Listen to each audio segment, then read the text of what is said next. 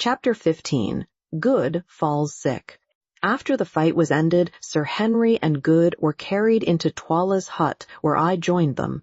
They were both utterly exhausted by exertion and loss of blood, and, indeed, my own condition was little better. I am very wiry, and can stand more fatigue than most men, probably on account of my light weight and long training. But that night I was quite done up, and, as is always the case with me when exhausted, that old wound which the lion gave me began to pain. Also, my head was aching violently from the blow I had received in the morning, when I was knocked senseless. Altogether, a more miserable trio than we were that evening it would have been difficult to discover, and our only comfort lay in the reflection that we were exceedingly fortunate to be there to feel miserable. Instead of being stretched dead upon the plain, as so many thousands of brave men were that night who had risen well and strong in the morning, somehow, with the assistance of the beautiful Foulata, who, since we had been the means of saving her life, had constituted herself our handmaiden, and especially Good's, we managed to get off the chain shirts, which had certainly saved the lives of 2 of us that day. As I expected, we found that the flesh underneath was terribly contused, for though the steel links had kept the weapons from entering, they had not prevented them from bruising. Both Sir Henry and Good were a mass of contusions, and I was by no means free.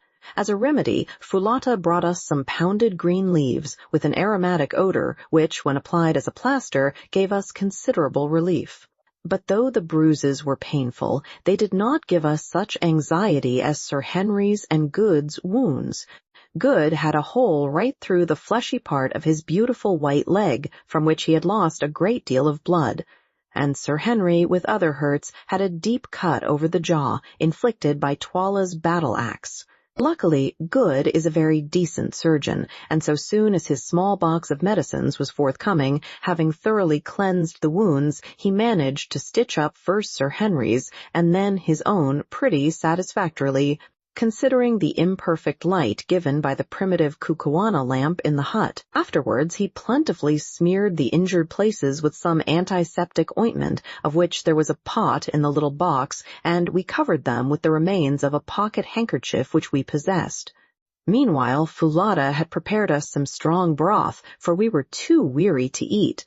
This we swallowed, and then threw ourselves down on the piles of magnificent karosses, or fur rugs, which were scattered about the dead king's great hut. By a very strange instance of the irony of fate, it was on Twala's own couch, and wrapped in Twala's own particular kaross, that Sir Henry, the man who had slain him, slept that night. I say slept. But after that day's work, sleep was indeed difficult. To begin with, in very truth, the air was full of farewells to the dying and mournings for the dead. From every direction came the sound of the wailing of women whose husbands, sons, and brothers had perished in the battle. No wonder that they wailed, for over 12,000 men, or nearly a fifth of the Kukuana army, had been destroyed in that awful struggle. It was heart-rending to lie and listen to their cries for those who never would return, and it made me understand the full horror of the work done that day to further man's ambition. Towards midnight, however, the ceaseless crying of the women grew less frequent, till at length the silence was only broken at intervals of a few minutes by a long, piercing howl that came from a hut in our immediate rear, which, as I afterwards discovered, proceeded from Gagool keening over the dead king Twala. After that, I got a little fitful sleep, only to wake from time to time with a start, thinking that I was once more an actor in the terrible events of the last 24 hours. Now I seemed to see that warrior whom my hand had sent to his last account charging at me on the mountain top. Now I was once more in that glorious ring of greys which made its immortal stand against all Twala's regiments upon the little mound.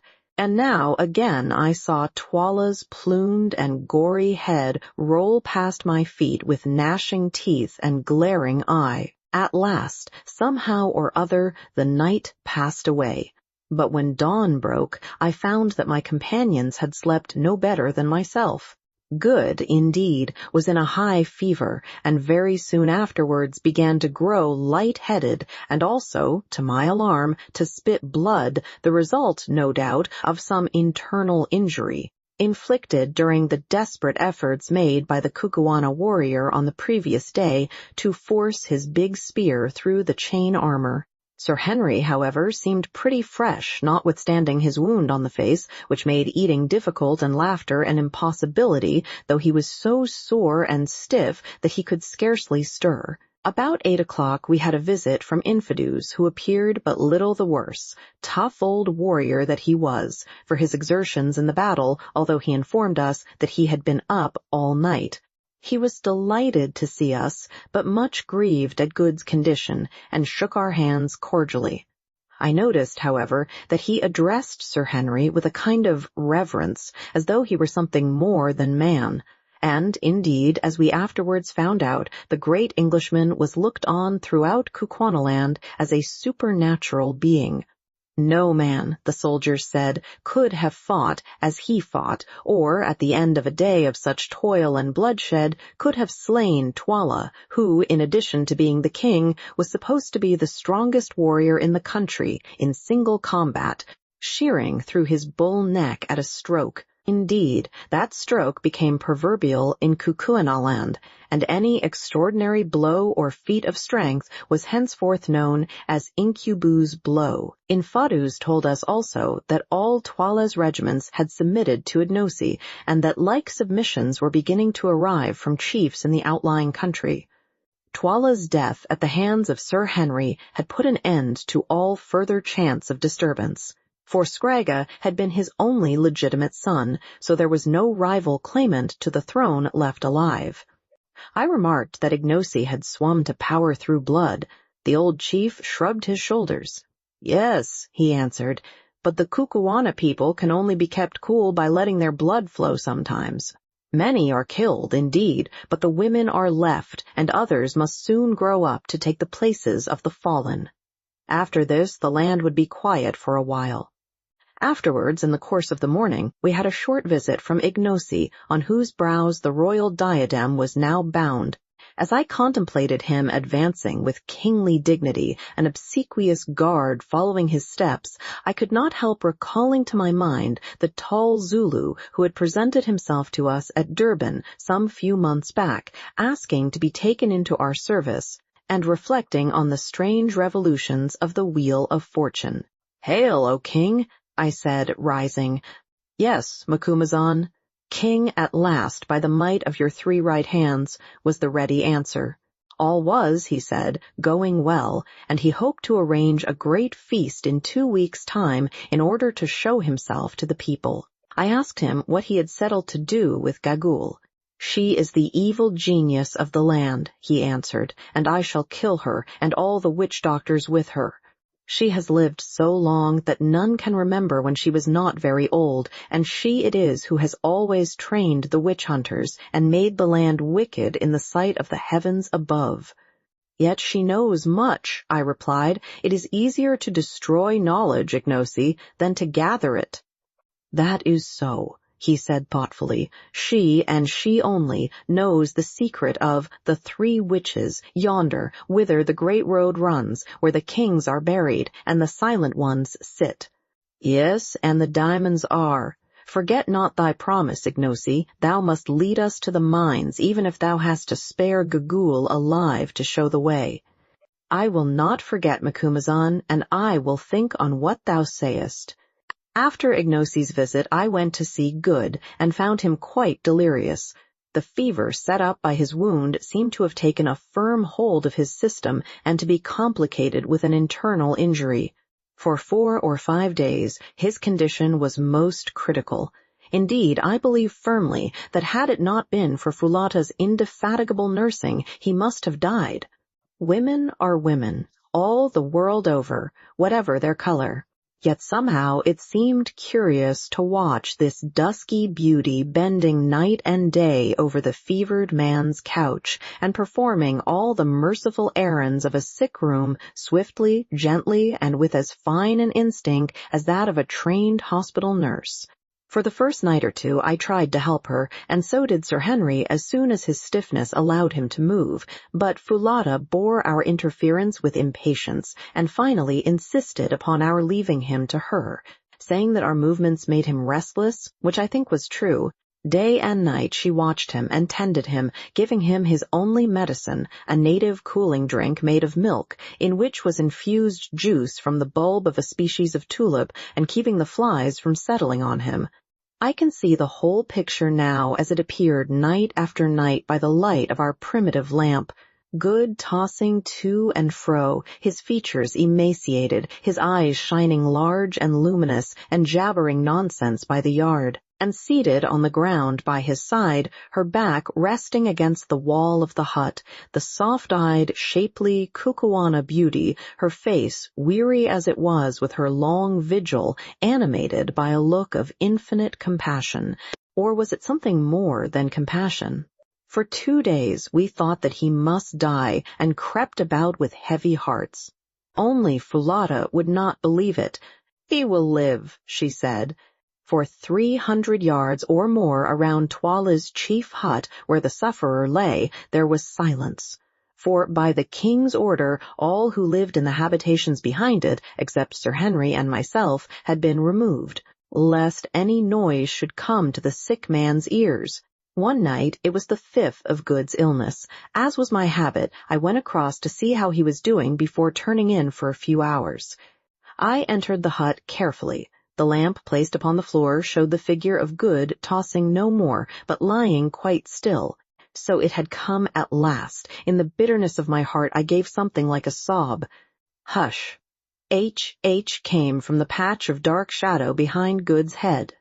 Then, creeping closer, I saw that he was not dead, but sleeping soundly, with Foulata's taper fingers clasped tightly in his poor white hand. The crisis had passed, and he would live. He slept like that for 18 hours, and I scarcely like to say it, for fear I should not be believed, but during the entire period did this devoted girl sit by him, fearing that if she moved and drew away her hand, it would wake him. What she must have suffered from cramp and weariness, to say nothing of want of food, nobody will ever know.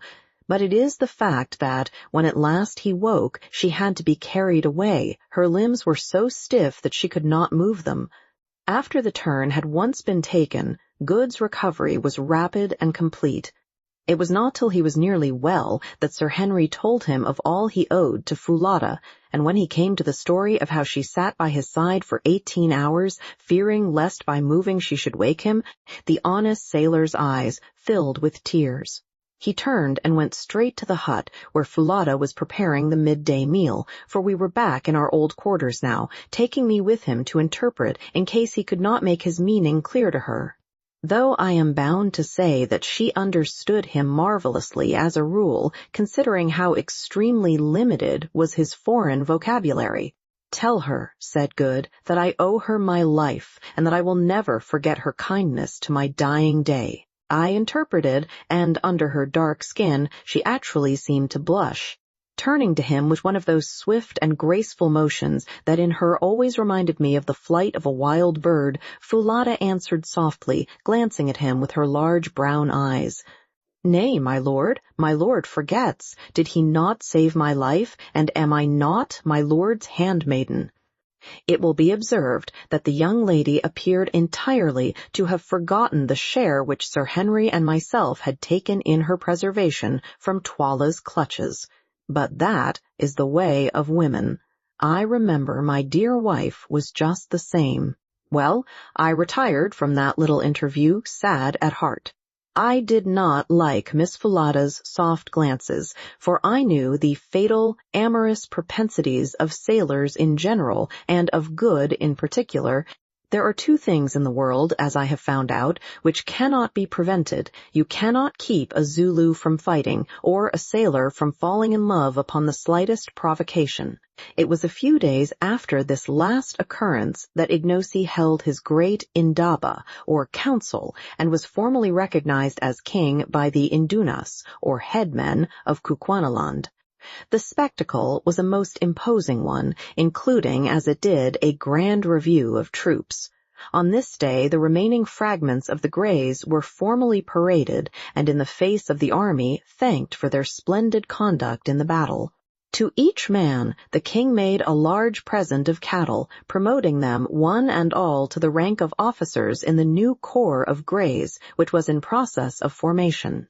An order was also promulgated throughout the length and breadth of Kukwanaland that, whilst we honored the country by our presence, we three were to be greeted with the royal salute, and to be treated with the same ceremony and respect that was by custom accorded to the king. Also, the power of life and death was publicly conferred upon us.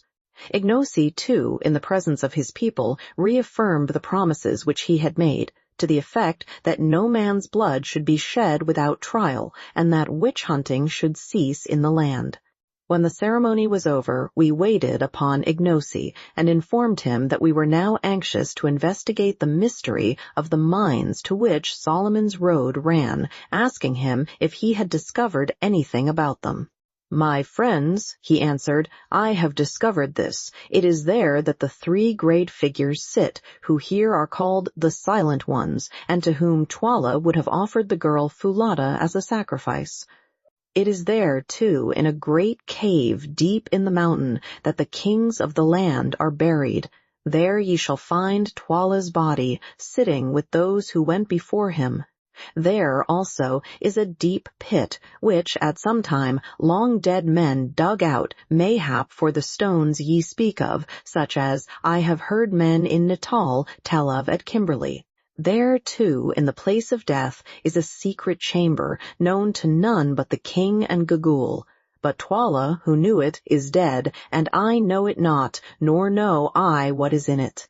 Yet there is a legend in the land that once, many generations gone, a white man crossed the mountains and was led by a woman to the secret chamber and shown the wealth hidden in it.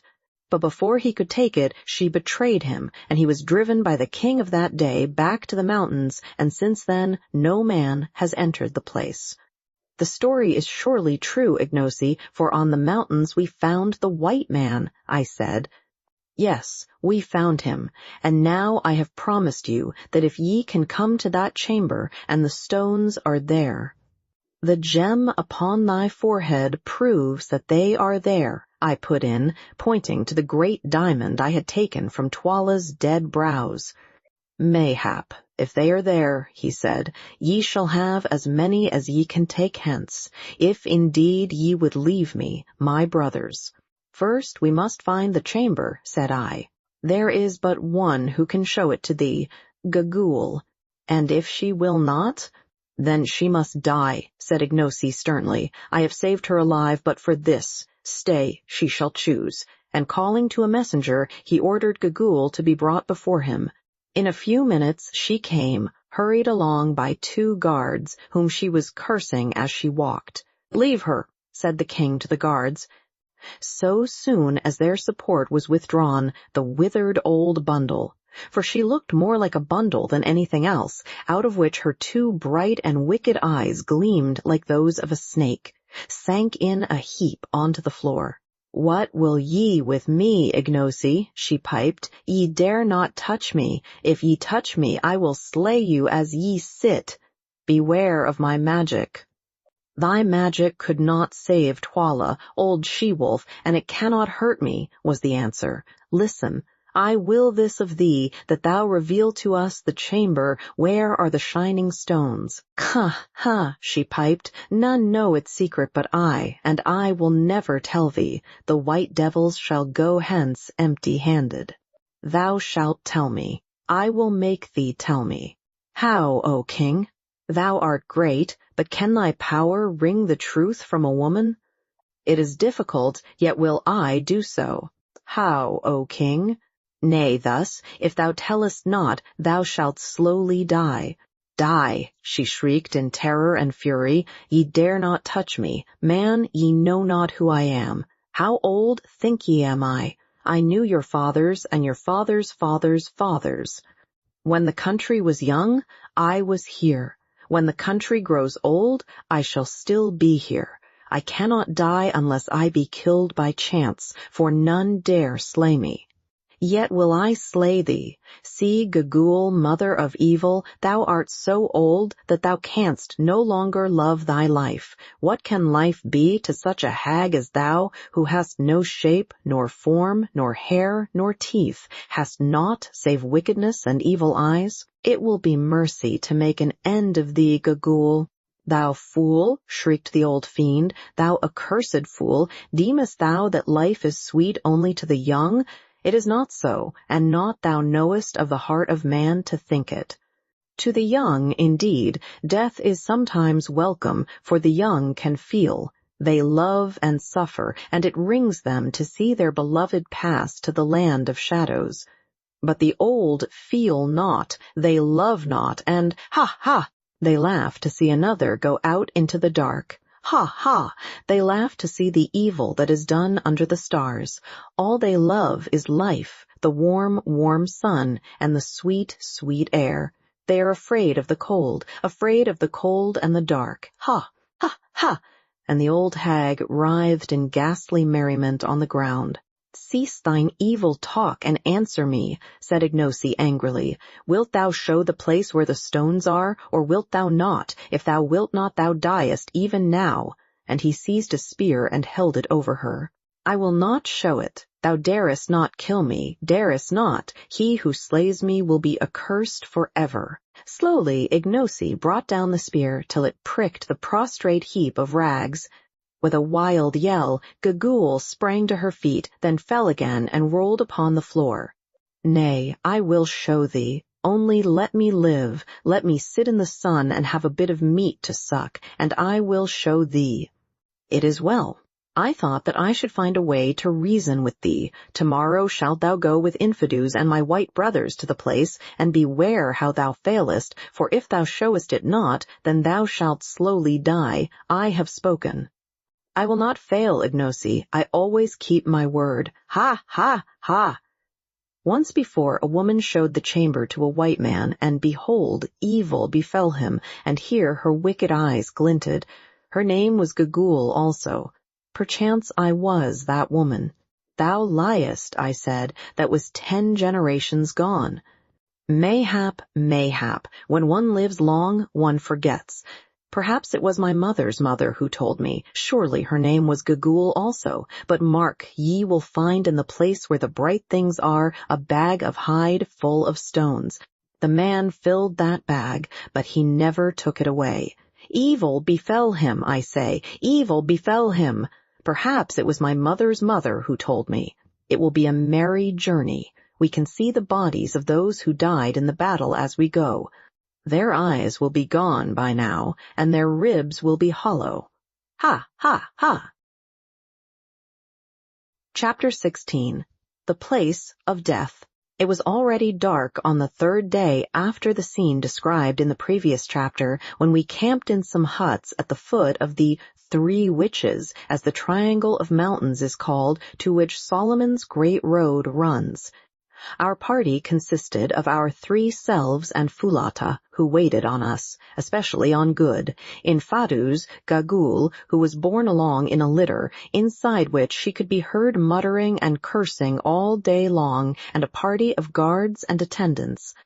The mountains, or rather the 3 peaks of the mountain, for the mass was evidently the result of a solitary upheaval, were, as I have said, in the form of a triangle, of which the base was towards us, 1 peak being on our right, 1 on our left, and 1 straight in front of us.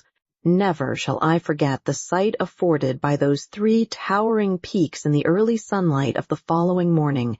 High, high above us, up into the blue air, soared their twisted snow wreaths. Beneath the snow line, the peaks were purple with heaths, and so were the wild moors that ran up the slopes towards them. Straight before us, the white ribbon of Solomon's Great Road stretched away uphill to the foot of the center peak, about 5 miles from us, and there stopped. It was its terminus. I had better leave the feelings of intense excitement with which we set out on our march that morning to the imagination of those who read this history. At last we were drawing near to the wonderful mines that had been the cause of the miserable death of the old Portuguese Dom 3 centuries ago, of my poor friend, his ill-starred descendant, and also, as we feared, of George Curtis, Sir Henry's brother. Were we destined, after all that we had gone through, to fare any better? Evil befell them, as that old fiend Gagul said.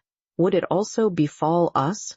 Somehow, as we were marching up that last stretch of beautiful road, I could not help feeling a little superstitious about the matter, and so I think did Good and Sir Henry. For an hour and a half or more, we tramped on up the heather-fringed way, going so fast in our excitement that the bearers of Gagul's hammock could scarcely keep pace with us, and its occupant piped out to us to stop. "Walk more slowly, white men," she said, projecting her hideous shriveled countenance between the grass curtains and fixing her gleaming eyes upon us. "Why will ye run to meet the evil that shall befall you, ye seekers after treasure?" And she laughed that horrible laugh which always sent a cold shiver down my back, and for a while quite took the enthusiasm out of us. However, on we went, till we saw before us, and between ourselves and the peak, a vast circular hole with sloping sides, 300 feet or more in depth, and quite half a mile round. "Can't you guess what this is?" I said to Sir Henry and Good, who were staring in astonishment at the awful pit before us. They shook their heads. "Then it is clear that you have never seen the diamond diggings at Kimberley. You may depend on it that this is Solomon's diamond mine." "Look there," I said, pointing to the strata of stiff blue clay which were yet to be seen among the grass and bushes that clothed the sides of the pit. "The formation is the same. I'll be bound that if we went down there we should find pipes of soapy brecciated rock. Look, too," and I pointed to a series of worn, flat slabs of stone that were placed on a gentle slope below the level of a watercourse which, in some past age, had been cut out of the solid rock. If those are not tables once used to wash the stuff, I'm a Dutchman. At the edge of this vast hole, which was none other than the pit marked on the old Dom's map, the great road branched into two and circumvented it. In many places, by the way, this surrounding road was built entirely out of blocks of stone, apparently with the object of supporting the edges of the pit and preventing falls of reef. Along this path we pressed, driven by curiosity, to see what were the 3 towering objects which we could discern from the hither side of the great gulf. As we drew near, we perceived that they were colossi of some sort or another, and rightly conjectured that before us sat the 3 silent ones that are held in such awe by the Kukuana people. But it was not until we were quite close to them that we recognized the full majesty of these silent ones. There, upon huge pedestals of dark rock, sculptured with rude emblems of the phallic worship, separated from each other by a distance of 40 paces, and looking down the road which crossed some 60 miles of plain to Loo, were 3 colossal seated forms. 2 male and 1 female, each measuring about 30 feet from the crown of its head to the pedestal. The female form, which was nude, was of great though severe beauty, but unfortunately the features had been injured by centuries of exposure to the weather. Rising from either side of her head were the points of a crescent.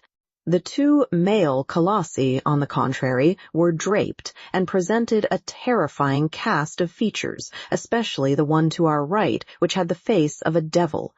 That to our left was serene in countenance, but the calm upon it seemed dreadful.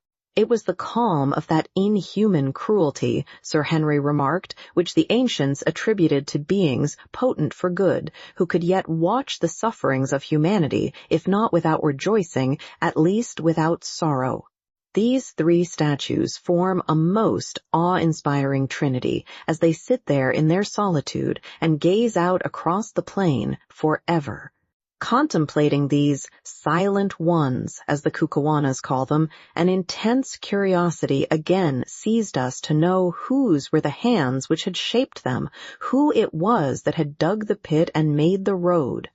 Whilst I was gazing and wondering, suddenly it occurred to me, being familiar with the Old Testament, that Solomon went astray after strange gods, the names of 3 of whom I remembered: Ashtoreth, the goddess of the Zidonians; Chemosh, the god of the Moabites; and Milcom, the god of the children of Ammon.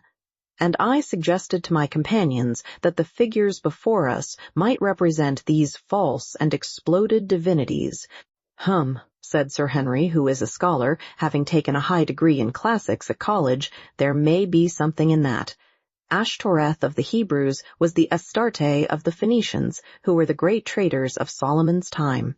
Astarte, who afterwards became the Aphrodite of the Greeks, was represented with horns like the half-moon, and there on the brow of the female figure are distinct horns. Perhaps these colossi were designed by some Phoenician official who managed the mines. Who can say? Before we had finished examining these extraordinary relics of remote antiquity, Infadus came up, and having saluted the silent ones by lifting his spear, asked us if we intended entering the place of death at once, or if we would wait till after we had taken food at midday.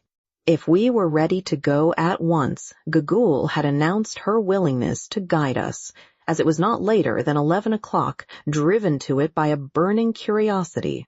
We announced our intention of proceeding instantly, and I suggested that, in case we should be detained in the cave, we should take some food with us. Accordingly, Gugul's litter was brought up, and that lady herself assisted out of it. Meanwhile, Fulada, at my request, stored some biltong, or dried game flesh, together with a couple of gourds of water, in a reed basket with a hinged cover. Straight in front of us, at a distance of some 50 paces from the backs of the colossi, rose a sheer wall of rock, 80 feet or more in height, that gradually sloped upwards till it formed the base of the lofty snow-wreathed peak, which soared into the air 3,000 feet above us. As soon as she was clear of her hammock, Gugul cast one evil grin upon us, and then, leaning on a stick, hobbled off towards the face of this wall. We followed her till we came to a narrow portal, solidly arched, that looked like the opening of a gallery of a mine. Here Gugul was waiting for us, still with that evil grin upon her horrid face. "Now, white men from the stars," she piped, "great warriors, Incubu, Buwan, and Macumazon the wise, are ye ready? Behold, I am here to do the bidding of my lord the king, and to show you the store of bright stones. Ha, ha!" "We are ready," I said. "Good, good. Make strong your hearts to bear what ye shall see. Comest thou too, Infidus, thou who didst betray thy master?" Infidus frowned as he answered, "Nay, I come not. It is not for me to enter there. But thou, Gugul, curb thy tongue, and beware how thou dealest with my lords. At thy hands will I require them, and if a hair of them be hurt, Gugul, beest thou 50 times a witch, thou shalt die. Hearest thou? I hear, Infadus, I know thee, thou didst ever love big words. When thou wast a babe, I remember, thou didst threaten thine own mother. That was but the other day. But fear not, I live only to do the bidding of the king. I have done the bidding of many kings, Infidus, till in the end they did mine. Ha, ha! I go to look upon their faces once more, and Twala's also. Come on, here is the lamp," and she drew a large gourd full of oil, and fitted with a rush wick from under her fur cloak. "Art thou coming, Fulada?" asked Good in his villainous kitchen kukuana, in which he had been improving himself under that young lady's tuition. "I fear, my lord," the girl answered timidly. "Then give me the basket." "Nay, my lord, whither thou goest there I go also." "The deuce you will," thought I to myself. "That may be rather awkward if we ever get out of this." Without further ado, Gugul plunged into the passage, which was wide enough to admit of 2 walking abreast, and quite dark. We followed the sound of her voice as she piped to us to come on, in some fear and trembling, which was not allayed by the flutter of a sudden rush of wings. "Hello, what's that?" hallooed Good. "Somebody hit me in the face." "Bats," said I, "on you go." When, so far as we could judge, we had gone some 50 paces, we perceived that the passage was growing faintly light. Another minute, and we were in perhaps the most wonderful place that the eyes of living man have beheld. Let the reader picture to himself the hall of the vastest cathedral he ever stood in, windowless indeed, but dimly lighted from above, presumably by shafts connected with the outer air and driven in the roof, which arched away 100 feet above our heads, and he will get some idea of the size of the enormous cave in which we found ourselves, with the difference that this cathedral designed by nature was loftier and wider than any built by man.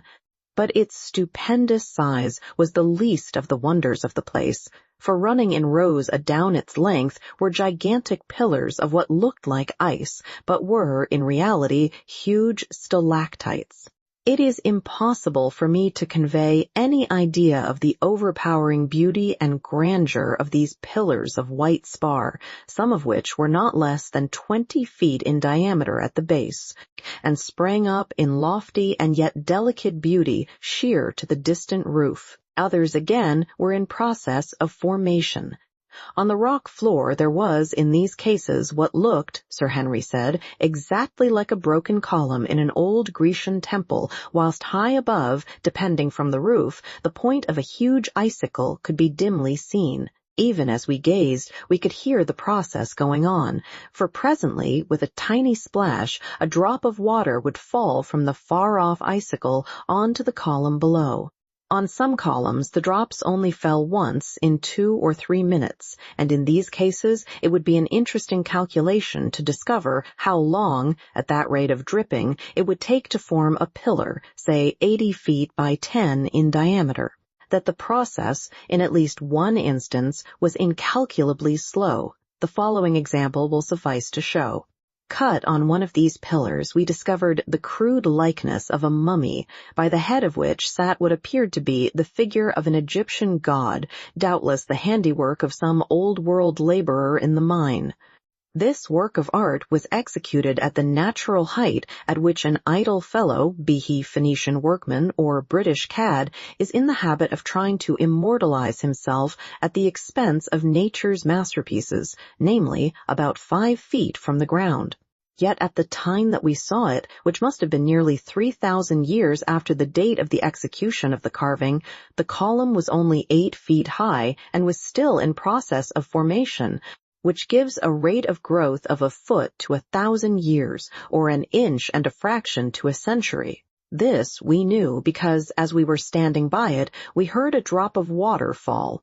Sometimes the stalagmites took strange forms, presumably where the dropping of the water had not always been on the same spot. Thus, one huge mass, which must have weighed 100 tons or so, was in the shape of a pulpit, beautifully fretted over outside with a design that looked like lace. Others resembled strange beasts, and on the sides of the cave were fan-like ivory tracings, such as the frost leaves upon a pane. Out of the vast main aisle there opened here and there smaller caves, exactly, Sir Henry said, as chapels open out of great cathedrals. Some were large, but 1 or 2. And this is a wonderful instance of how nature carries out her handiwork by the same unvarying laws, utterly irrespective of size.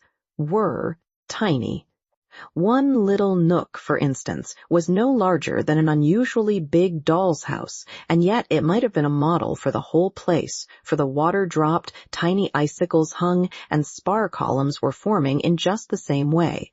We had not, however, enough time to examine this beautiful cavern so thoroughly as we should have liked to do, since, unfortunately, Gagul seemed to be indifferent as to stalactites, and only anxious to get her business over.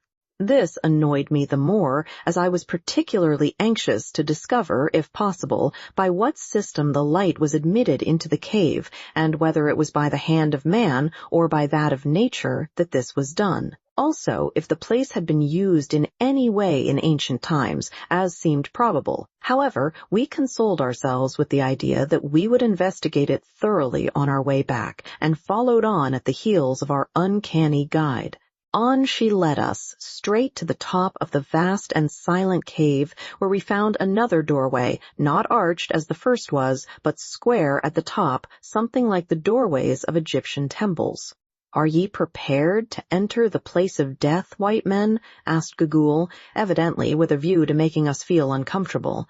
"Lead on, Macduff," said Good solemnly, trying to look as though he was not at all alarmed, as indeed we all did except Foulata, who caught Good by the arm for protection. "This is getting rather ghastly," said Sir Henry, peeping into the dark passageway. "Come on, Quatermain, Signoras Priores, we mustn't keep the old lady waiting." And he politely made way for me to lead the van, for which inwardly I did not bless him.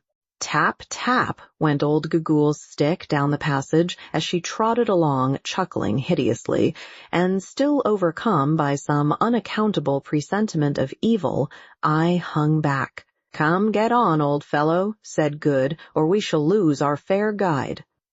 Thus adjured, I started down the passage, and after about 20 paces found myself in a gloomy apartment some 40 feet long by 30 broad and 30 high, which in some past age evidently had been hollowed by hand labor out of the mountain.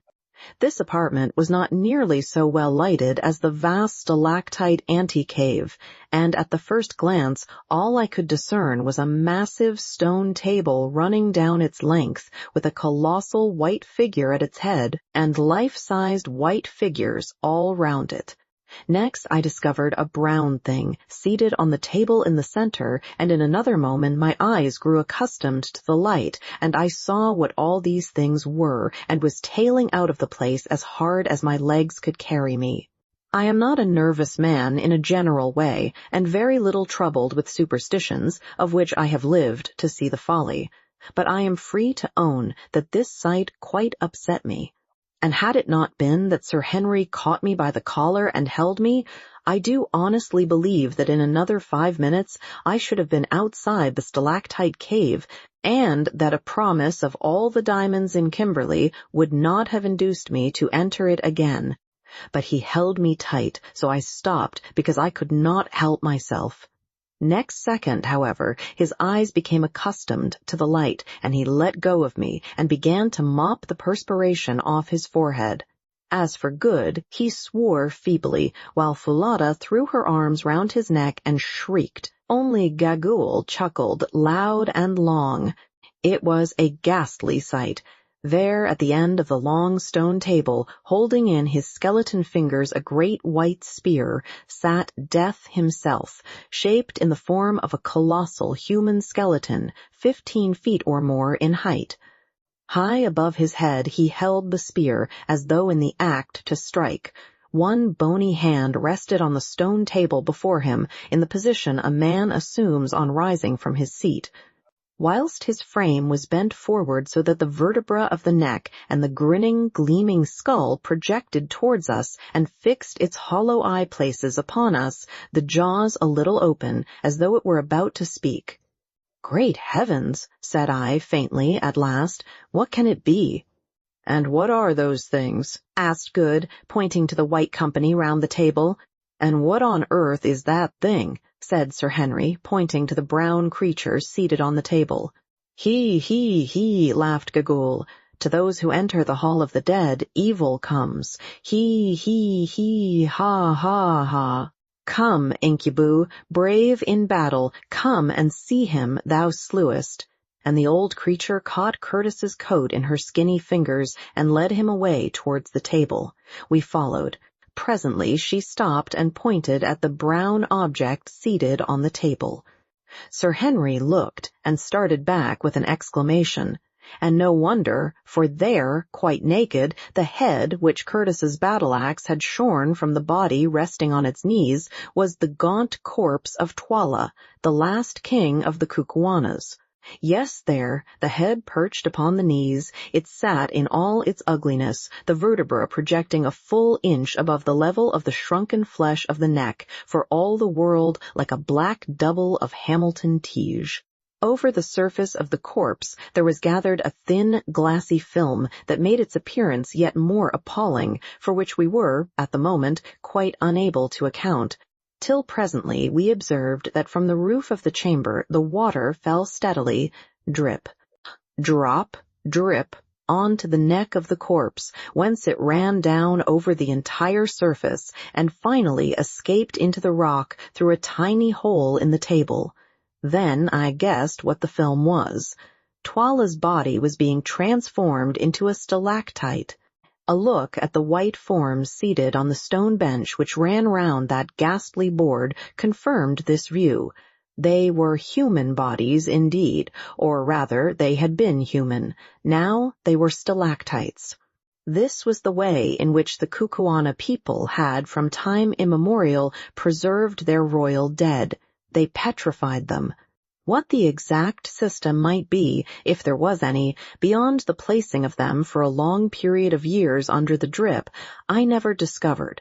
But there they sat, iced over and preserved forever by the silicious fluid. Anything more awe-inspiring than the spectacle of this long line of departed royalties, there were 27 of them, the last being Ignosi's father, wrapped, each of them, in a shroud of ice-like spar, through which the features could be dimly discovered, and seated round that inhospitable board, with Death himself for a host, it is impossible to imagine. That the practice of thus preserving their kings must have been an ancient one is evident from the number, which, allowing for an average reign of 15 years, supposing that every king who reigned was placed here. An improbable thing, as some are sure to have perished in battle far from home, would fix the date of its commencement at 4¼ centuries back.